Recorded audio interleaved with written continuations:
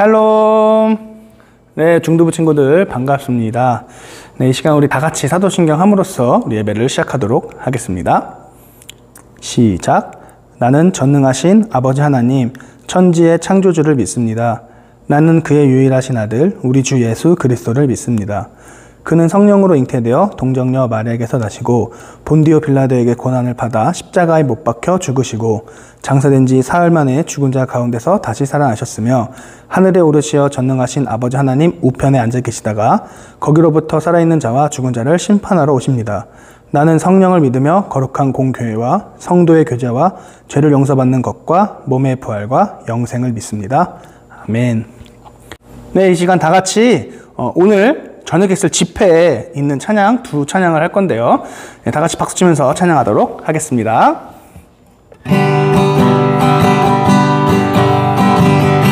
주 날 구원했으니 주 날 구원했으니 어찌 잠잠하리 기쁨에 기쁨에 찬송 드리리 주 내 제사했으니 주 내 제사했으니 어찌 잠잠하리 기쁨에 기쁨에 경배드리리 주를 향한 나의 사랑 멈출 수 없네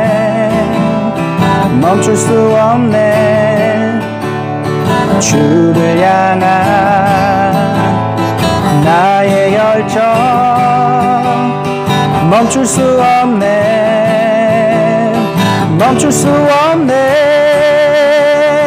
나 기쁨에 춤추리 내 모든 슬픔 바꾸셨네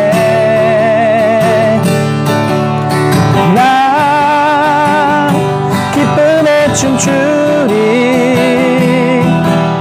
내 모든 삶 주 안에 있네 주 날 구원했으니 어찌 잠잠하리 기쁨에 찬송 드리리 주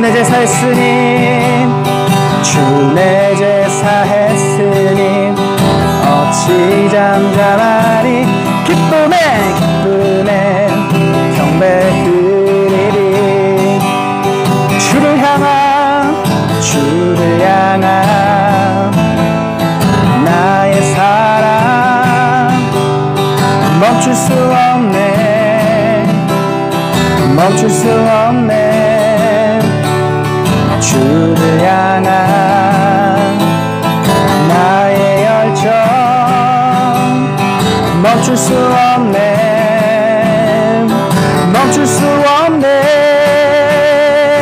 나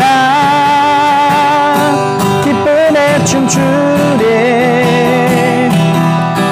모든 슬픔 바꾸셨네 헤이 나 기쁨에 춤추리 내 모든 삶 주 안에 있네 목소리 높여서 나 기쁨에 춤추리 내 모든 슬픔 바꾸셨네 헤이 나 기쁨에 춤추리 모든 삶 주 안에 있네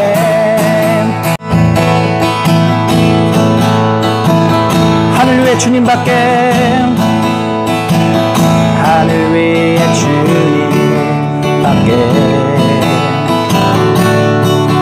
내가 사모할 자 이 세상에 없네 내 맘과 힘을 믿을 수 없네 오직 한 가지 그 진리를 믿네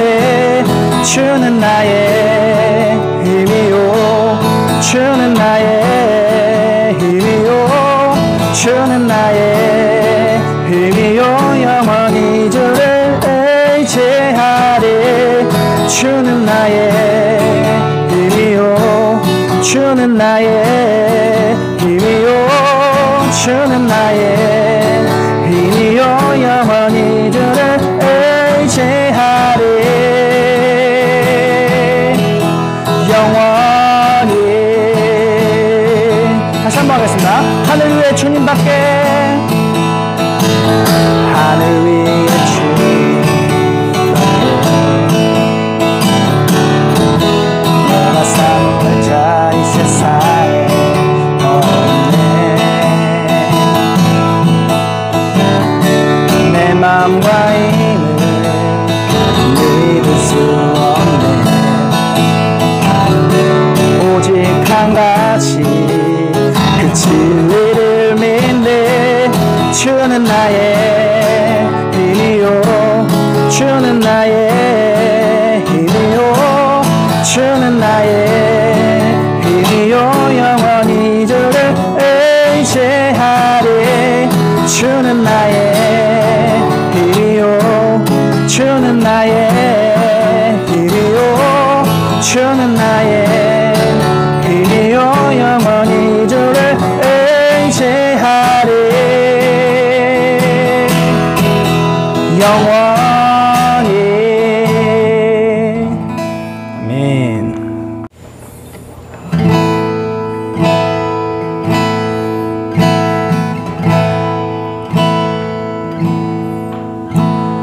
내 모든 것 나의 생명까지 다 주님 앞에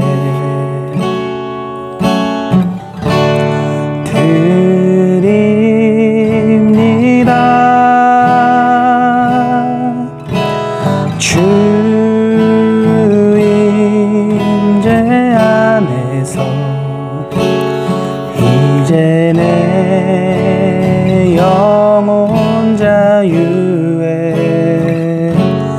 내가 주의 거룩한 이름을 높이며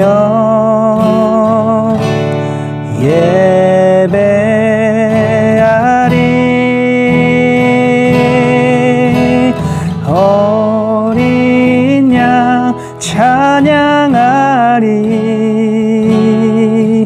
내 평생 그 하나로 충분해요 어린 양 찬양하리 내가 주의 임재 안에서 처음부터 찬양하겠습니다. 내 모든 것 나의 생명까지 다 주님 앞에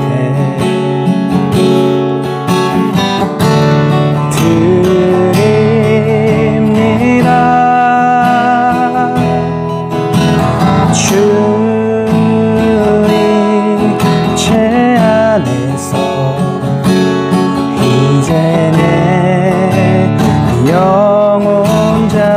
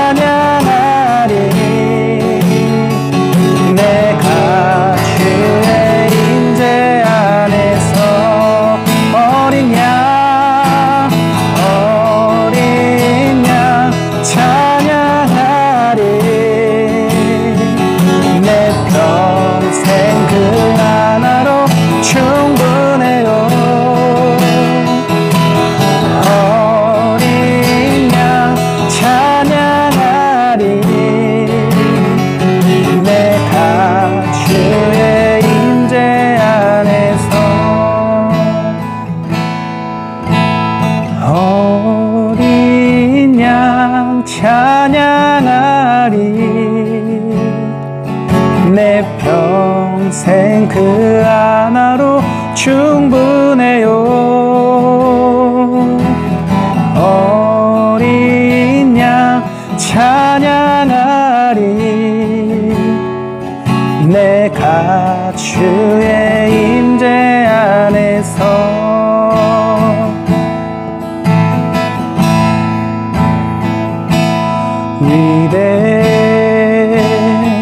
위대하신 주 찬양의 위대하신 주 모두 알게 되리라. 위대하신 주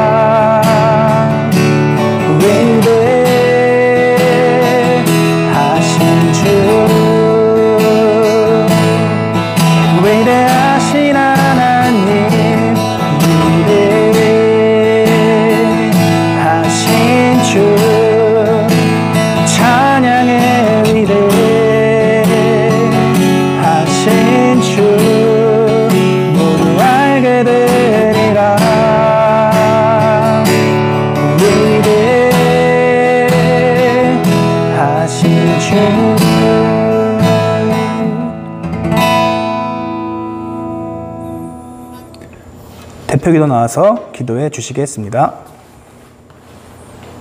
함께 줌으로 예배드릴 수 있게 해주셔서 감사합니다.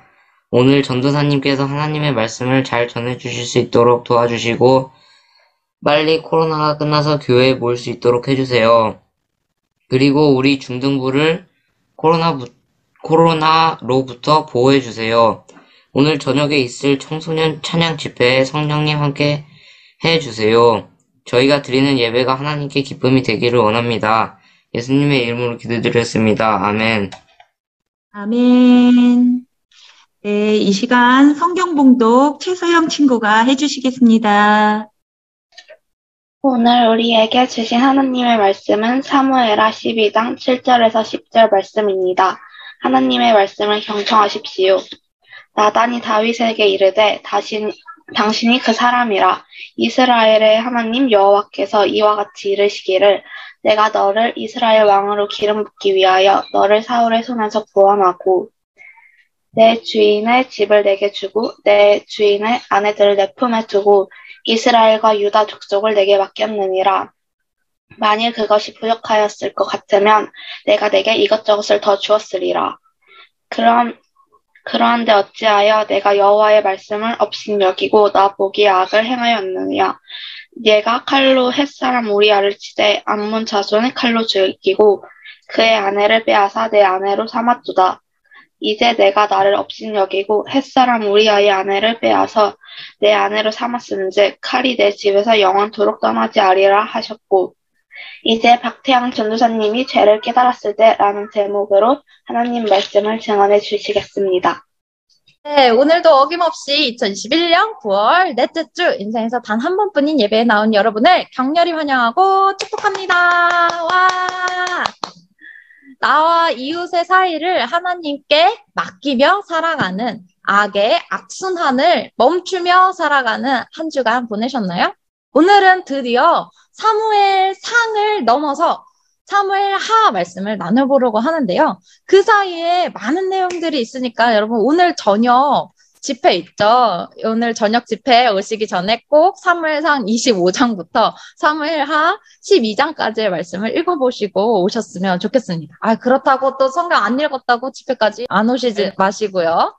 네, 설교 필기 노트 펴시고 함께 사무엘하 말씀 속으로 들어가 봅시다. 사무엘하 말씀은 사울이 죽은 후에라는 말로 시작합니다. 사울의 행적들을 떠올려 보면 그는 처음에는 이렇게 겸손했지만 교만해져서 하나님을 떠났어요. 그래서 어떻게 했죠? 아말렉을 진멸하라는 그러니까 하나님의 말씀을 따르지 않고 아말렉에서 좋은 양과 염소들을 살려두고 그중에 몇 개 이렇게 해가지고 하나님께 제사드리기까지 했죠. 또 다윗을 질투해서 죽이려고 하고 막 10년 동안 쫓아다녔어요. 반면에 이새의 8번째 아들 다윗은 마음의 중심이 항상 하나님께로 향하는 사람이었고 하나님께서 기뻐하시지 않는 일은 행하지 않는 사람이었어요. 전쟁을 할 때도 내가 앞으로 나아가야 할지 말지에 대해서 하나님께 먼저 여쭤보는 등 매사에 하나님께 질문하며 살았고 심지어 자기를 10년 동안 죽이려고 또 쫓아다닌 그 사울 왕을 죽일 기회가 있었음에도 하나님이 선택하셔서 왕으로 세우신 자를 내가 어떻게 죽이냐면서 사울의 재판을 하나님께 맡겨드립니다. 그 이후 사울은 블레셋과 이스라엘의 전투 중에 죽게 되고 남아있던 사울의 아들과 왕위 쟁탈전 끝에 드디어 다윗이 이스라엘의 공식적인 왕이 되었어요. 왕이 된 다윗은 예루살렘의 성을 짓고 다윗성을 짓고 하나님의 언약궤를 그곳에 이렇게 옮기는 일을 했고 그리고 사울의 남아있는 핏줄, 사울의 손자를 찾아서 그에게 은혜를 베풀기도 했어요. 그리고 가나안 땅에 남아있던 하나님께서 징계하시려고 했던 그 블레셋과 모압, 소바, 아람 등 여러 땅을 정복했고 그리고 다윗이 어디로 가든지 하나님께서 항상 그에게 이기게 하셨어요. 승리를 거두게 하셨어요. 그러나 그렇게 하나님 앞에서 선을 행하던 다윗이 하나님 앞에 죄를 짓게 됩니다. 그 시작은 바로 불성실함이었어요. 사무엘하 11장 말씀에서는 그 해가 돌아와 왕들이 출전할 때가 되매 다윗이 요압과 그에게 있는 그의 부하들과 온 이스라엘 군대를 보내니 그들이 암몬 자손을 멸하고 랍바를 애워쌌고 다윗은 예루살렘에 그대로 있더라 라고 적혀 있어요. 원래 전쟁을 할 때 왕들도 종종 같이 출전을 했거든요. 사울도 블레셋과의 전투에 출전했다가 죽은 거였잖아요. 그런데 어떤 이유에서인지는 모르겠지만 이스라엘이 전쟁을 할 때 다윗이 출전하지 않은 거죠. 거기까지는 이해가 되지만 이해할 수 있지만 2절에 계속해서 이어지는 그 내용을 보면 이렇게 나와 있어요. 저녁 때에 다윗이 그의 침상에서 일어나 왕궁 옥상에 거닐다가 그곳에서 보니 한 여인이 목욕을 하는데 심히 아름다워 보이는지라. 이 말씀에 보면 다윗이 저녁 때 침상에서 일어났다고 나와 있어요. 그 전날에 업무를 보다가 다윗이 늦게 새벽에 잤다고 하더라도 낮도 아니고 저녁 때 일어나는 건 좀 아무리 왕이라지만 너무했죠. 그리고 또 한 가지 잘못한 부분이 있는데요. 저녁에 일어나서 한 일이 옥상을 거닐은 것이라는 거예요. 예루살렘 지형은 산이거든요. 여기 이렇게 언덕이 보이시죠, 여러분? 이렇게 언덕이 많아요. 산지에 있어요. 그리고 성전은 그 위쪽에 있었어요. 이것은 제가 예루살렘에 이제 성지순례 갔다가 다윗성 옆에서 찍은 그 사진인데요. 이렇게 산지에 집이 있다 보니 조금 위쪽에 지어진 그 집에서는 아랫집 옥상이 다 보이겠죠? 저녁에 남의 집 옥상에서 볼만할 일. 우리 사회에는 남의 집 옥상에서 뭐 바베큐를 구워 먹고 그런 거 말고 볼 게 있겠어? 이렇게 생각이 되지만 이스라엘에서는 당시에 여인들이 저녁에 옥상에서 씻는 그런 문화가 있었다고 해요. 우리나라는 조선시대에 여인들이 계곡에서 씻는 문화가 있었잖아요. 이스라엘은 우리나라처럼 계곡이 막 많은 것도 아니고 산지라고 해도 우리나라처럼 나무가 이렇게 풀이 우거진 곳들이 아니라 허허벌판 돌산이 많은 땅이 그래서 낮에 햇빛에 뜨겁게 달구어진 옥상에 올라가서 그곳에 물을 받아서 목욕을 했다고 해요.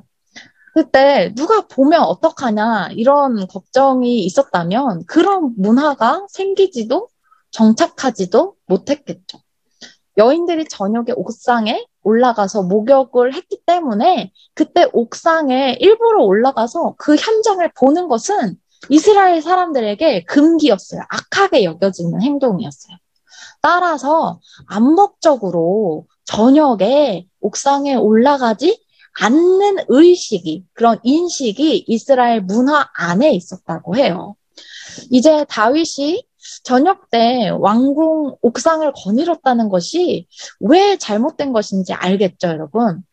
다윗성은 예루살렘의 가장 높은 꼭대기에 있었고 성이니까 얼마나 높게 지었겠어요. 거기에서 내려다보면 다른 집의 지붕들은 훤히 다 보였겠죠. 설령 다윗이 그냥 저녁 노을이 보고 싶어서 바람 좀 쐬려고 했던 거라면 다윗의 그 시선이 하늘을 위쪽을 향했어야지. 아래로 향하면 안 됐던 거였잖아요. 현대사회로 치자면 다윗은 몰래카메라 범이 되기로 작정을 한 것 같아 보여요. 그런데 다윗은 거기서 멈추지 않았어요. 사람을 보내서 그 여인이 누구인지 알아보게 합니다. 알아본 결과 안타깝게도 그녀는 남편이 있는 유부녀였어요. 심지어 자신의 충신 우리아의 아내였죠. 그럼에도 다윗은 거기에서 또 멈추지 않았어요. 전령을 보내서 그 여인을 자기에게로 전령을 보내서 그 여인을 자기에게로 데리고 오게 하였고 강간합니다. 다윗에게는 이미 여러 명의 아내가 있었고 그 아내들은 다윗과 함께 성에 머물고 있었어요.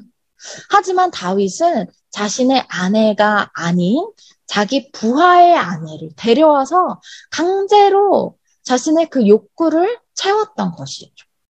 자신의 권력을 남용하면서 범죄를 저질렀어요.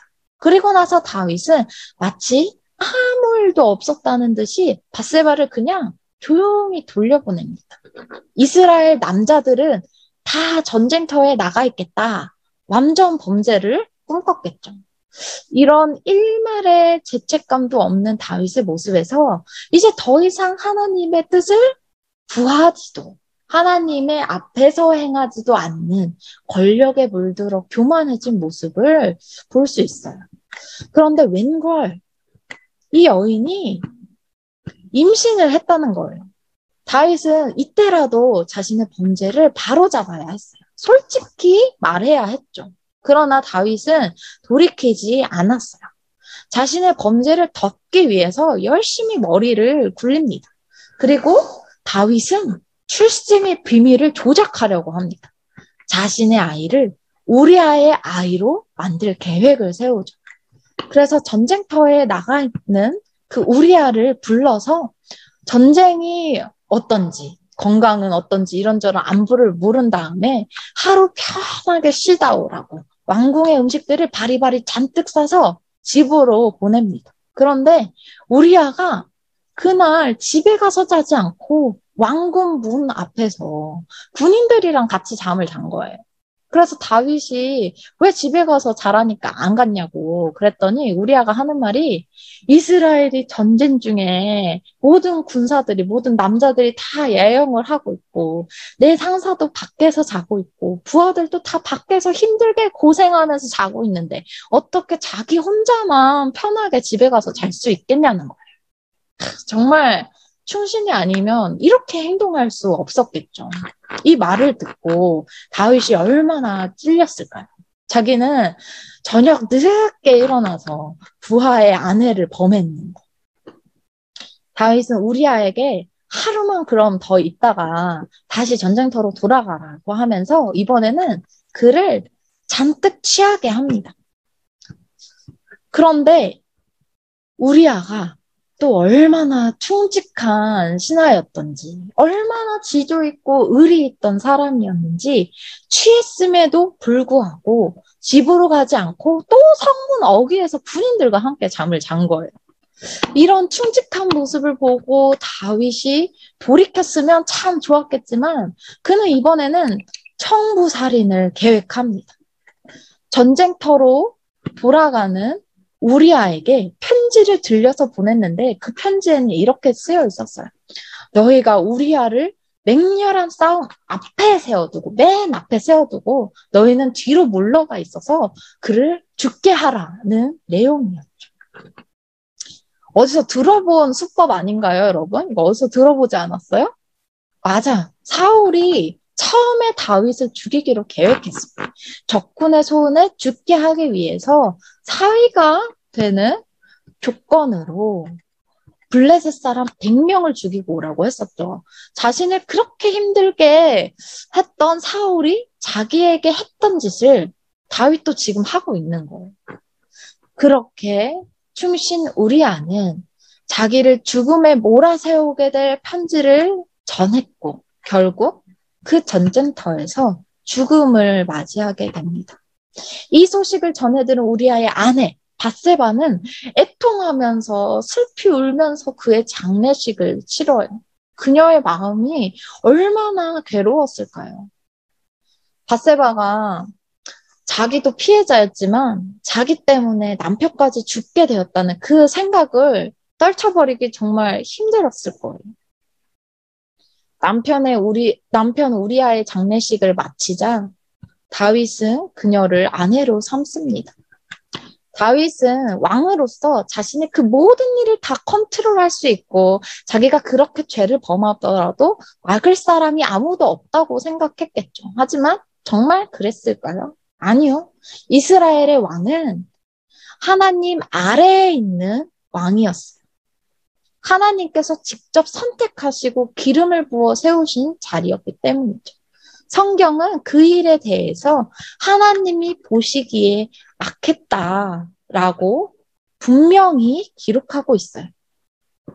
그러나 또 하나님께서는 은혜와 인자와 긍휼과 자비가 많으신 분이어서 이런 범죄를 그냥 방관하셨던 게 아니라 돌이킬 많은 기회들을 주세요.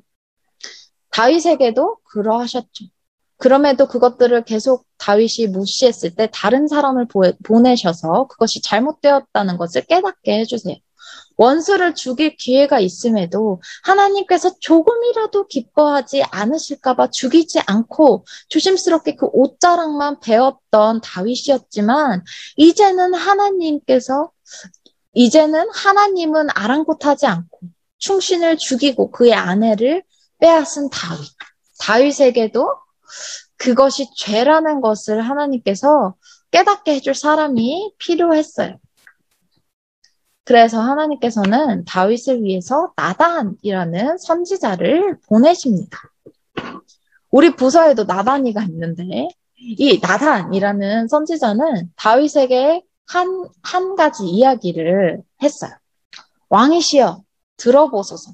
어떤 마을에 부자인 사람과 가난한 사람이 있었는데 부자인 사람한테는 양과 소가 엄청나게 많이 있고 가난한 사람한테는 아무것도 없고 오직 암컷인 그 어린 양 하나밖에 없었습니다. 이 가난한 사람이 그 하나뿐인 어린 양을 얼마나 애지중지 아꼈는지 그 양을 자기 자식처럼 키우고 자기가 먹는 것을 양한테 나눠주고 또 자기가 마시는 그 잔으로 양에게 물을 먹이고 잠도 양이랑 같이 자고 정말 자기 딸처럼 키웠어요. 그러던 어느 날 그 마을을 지나가게 된 어떤 사람이 부자의 집에서 하룻밤 지내게 된 거예요. 그런데 부자가 그 손님을 대접할 때 자기 양떼와 소떼에서 잡아서 대접하기가 너무 아까워서 가난한 사람의 그 하나 있는 어린 양을 빼앗아서 잡아서 대접했습니다. 이 이야기를 듣자마자 다윗은 심히 노했어요. 그는 나단에게 여호와의 살아계심을 두고 맹세하노니 이 일을 행한 사람은 마땅히 죽을지라 라고 말했죠. 하나님의 살아계심을 두고 맹세할 정도로 화가 났어요. 그때를 놓치지 않고 선지자 나단이 이렇게 말합니다. 당신이 그 사람입니다. 라고 말이죠. 그리고 이어서 계속 하나님의 말씀을 전하는데요. 오늘 본문 말씀이에요. 사무엘상 12장 7절로 10절 말씀 제가 읽겠습니다. 여러분들도 눈으로 함께 읽어주세요. 나단이 다윗에게 이르되 당신이 그 사람이라. 이스라엘의 하나님 여호와께서 이와 같이 이르시기를 내가 너를 이스라엘 왕으로 기름 붓기 위하여 너를 사울의 손에서 구원하고 네 주인의 집을 너에게 주고 너의 주인 사울의 아내들을 내 품에 두고 이스라엘과 유다 족속을 너에게 맡겼느니라. 만일 그것이 부족하였을 것 같으면 내가 너에게 이것저것을 더 주었으리라. 그런데 어찌하여 네가 여호와의 말씀을 업신여기고 나 보기에 악을 행하였느냐? 네가 칼로 햇사람 우리아를 치되 암몬 자손의 칼로 죽이고 그의 아내를 빼앗아 너의 아내로 삼았도다. 이제 네가 나를 업신여기고 햇사람 우리아의 아내를 빼앗아 너의 아내로 삼았은즉 칼이 너의 집에서 영원토록 떠나지 아니하리라 하셨고 하나님께서는 다윗이 숨기려고 했던 죄악들을 낱낱이 드러내시며 전곡을 찌르십니다. 그리고 그에 대한 죄의 죄가들에 대해서 말하세요. 이런 책망을 들은 다윗의 반응은 어땠을까요? 사무엘이 사울을 책망하였을 때 사울이 백성들을 핑계를 댔던 것처럼 다윗도 밧세바가 자기를 유혹했다고 그런 핑계들을 댔을까요? 분명 다윗도 사울과 같이 똑같이 범죄했지만 아니 어쩌면 사울보다 더 심한 범죄를 저지른 걸 수도 있지만 그는 하나님의 책망을 피하지 않고 마주하고 인정했어요. 그는 이스라엘의 왕이었고 백성들의 신임을 한 몸에 갖고 있는 사람이었어요. 따라서 나단이 이렇게 책망했을 때 그것을 부인할 수도 있었고 여느 성범죄자들이 그러는 것처럼 내가 그런 게 아니라 밧세바가 유혹한 것이라고 죄를 뒤집어 쓸 수도 있었고 나단 선지자에게 하나님께서 말씀하신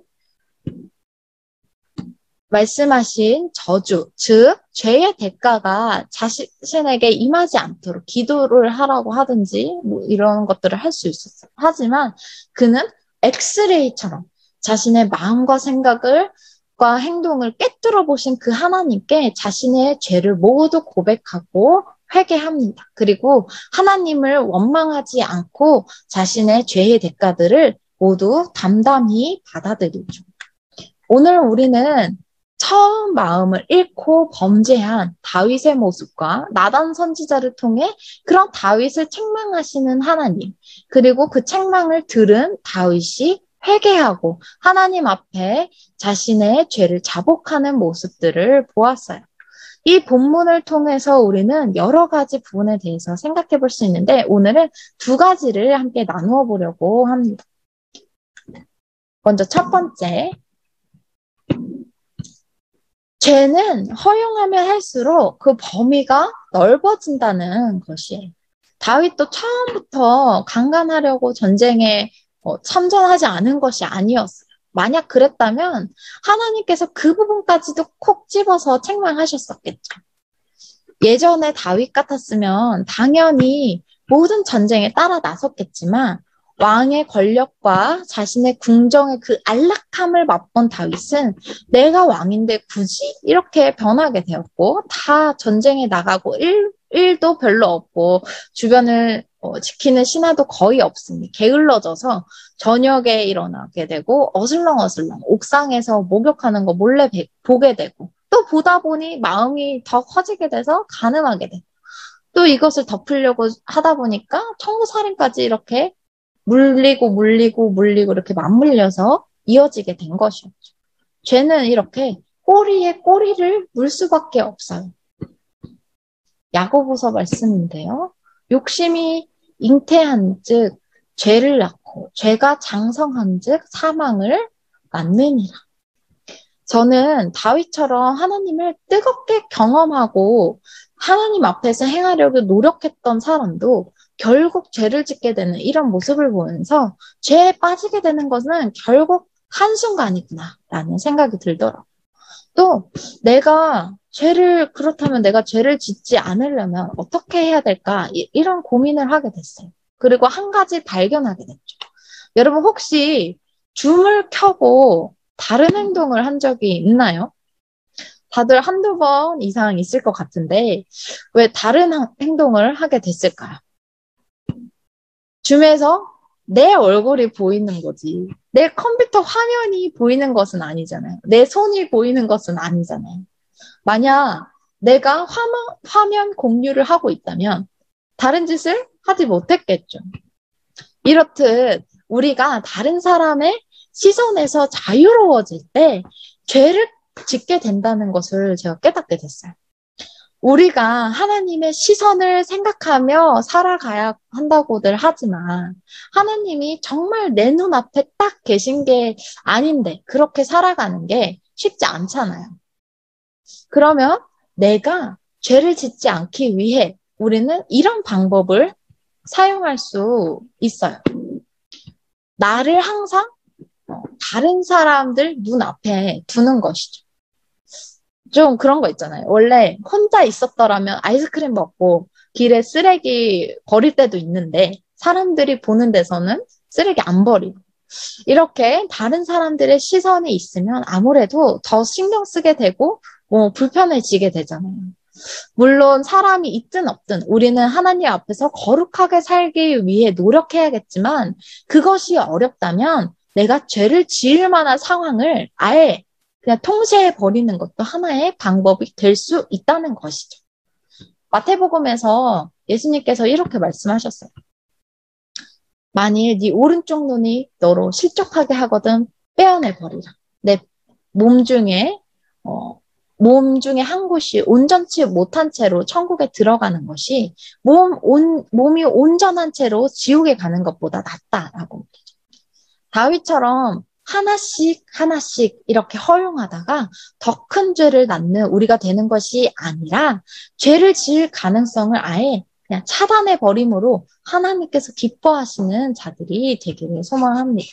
그리고 두 번째, 죄를 인정하고 자복하면 용서받을 수 있다는 거예요.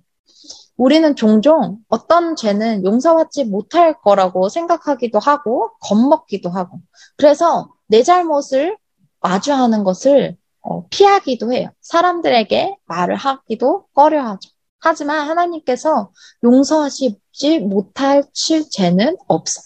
만일 그런 죄가 있었다면 예수님을 이 땅에 보내지도 않으셨을 거예요.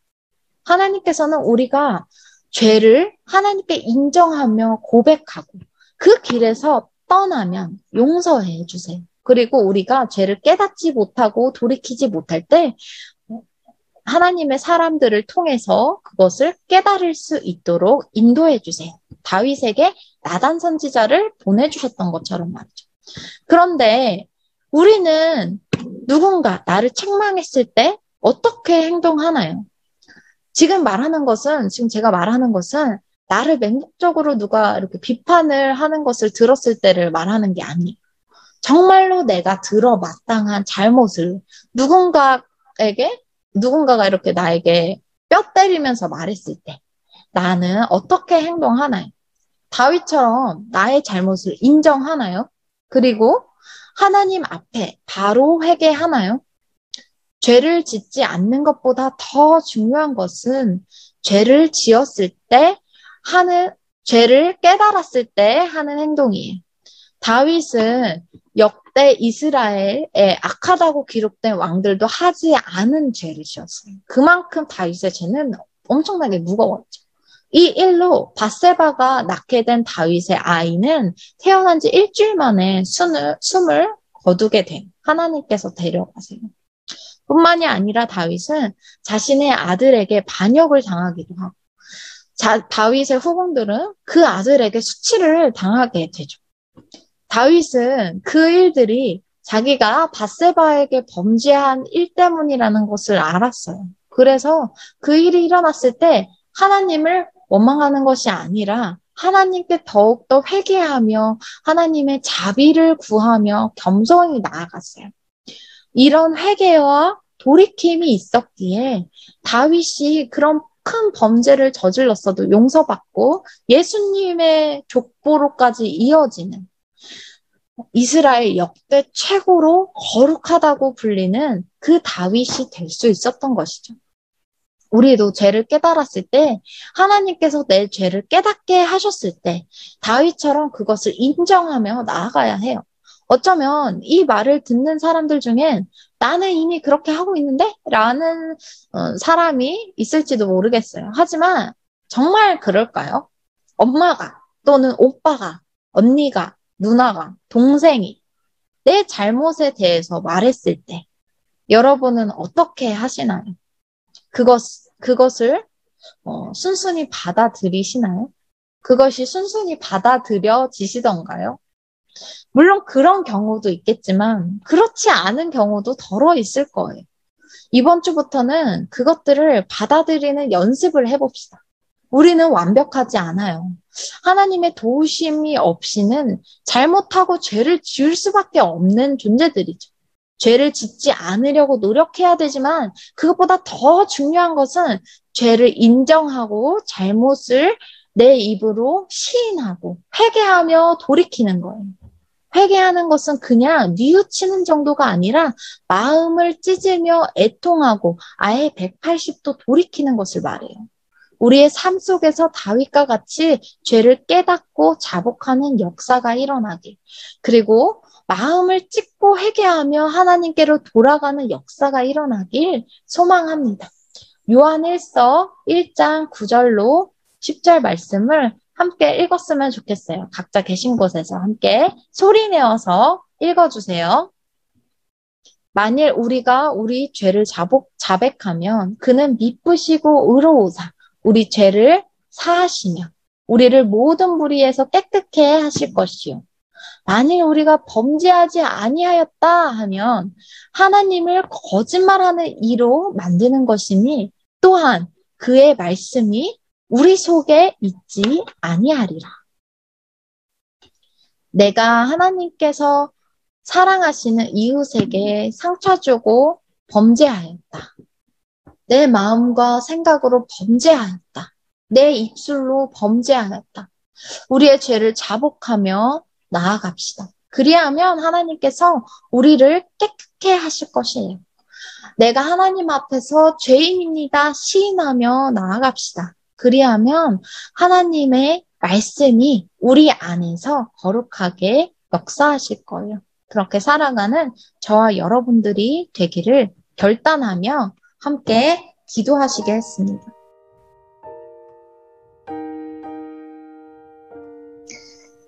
너희는 옷을 찢지 말고 마음을 찢고 너희 하나님 여호와께로 돌아올지어다. 그는 은혜로우시며 자비로우시며 노하기를 더디하시며 인애가 크시사 뜻을 돌이켜 재앙을 내리지 아니하시나니. 거룩하신 하나님 아버지, 우리의 힘으로는 주님처럼 거룩하게 살아가기가 너무나도 힘듭니다. 아버지, 우리가 매일 하나님 앞에서 행하기를 결단하지만 하나님 다윗처럼 넘어지고 실수하고 죄가 꼬리를 물고 더 큰 죄를 낳게 할 때도 있습니다. 하나님, 하지만 하나님께서 우리들을 주님의 길로 인도하실 줄을 믿습니다. 하나님께서 의로운 손으로 우리를 붙드시사 우리의 그 악한 것들을 깨닫게 하실 줄을 믿습니다. 하나님, 우리의 양심을 통해서 그것들을 깨닫게 하실 때 또한 우리에게 다른 사람들의 입술을 통해서 그것을 깨닫게 하셨을 때 아버지, 우리가 그것을 반박하거나 인정하지 않거나 더욱더 죄에 대하여 굳건하여져서 돌이키지 않는 것이 아니라 아버지 다윗이 돌이켰던 것처럼 주님, 우리도 돌이키게 하여 주시옵소서. 주님, 우리의 마음을 말랑말랑하게 하여 주시옵고 하나님의 말씀을 온전히 받아들이고 그 책망을 온전히 인정할 수 있는 그런 선한 양심과 그런 마음과 하나님 거룩한 모습들을 회복시켜 주시옵소서. 하나님 그러므로 말미암아 아버지 정말 역대 최고로 거룩하다 기록되었던 주님 마음에 합한 자라고 기록되었던 다윗처럼 우리들 또한 주님 보시기에 합한 자들이 되기를 소망합니다. 아버지 한 주간 삶을 살아갈 때에 우리가 주님 앞에 합당한 자들로서 거룩하게 살아갈 수 있도록 붙들어 주시옵소서. 아버지 또한 오늘 우리의 마음과 정성과 뜻을 다해 주님 앞에 우리의 예배를 올려드립니다. 하나님 이 예배를 기쁘게 받아주시옵고 하나님 이 예배를 통하여서 우리가 주님께 더 가까이 나아갈 수 있도록 주님 인도하여 주시옵소서. 아직 예배 드리지 못한 우리 친구들 있습니다. 하나님 그들 한 주간 살아갈 때에 그들의 머릿속에 하나님의 생각이 떠나지 않게 하여 주셔서 아버지 다시금 하나님께로 돌아올 수 있도록 하여 주시옵시고 아버지 언제나 늦지 않았다 말씀하시는 그 하나님의 사랑과 긍휼과 인자하심을 기억할 수 있도록 도와주시옵소서. 이 모든 말씀 우리의 예배를 온전히 받으실 하나님께 감사드리며 예수 그리스도의 이름으로 기도드립니다. 아멘.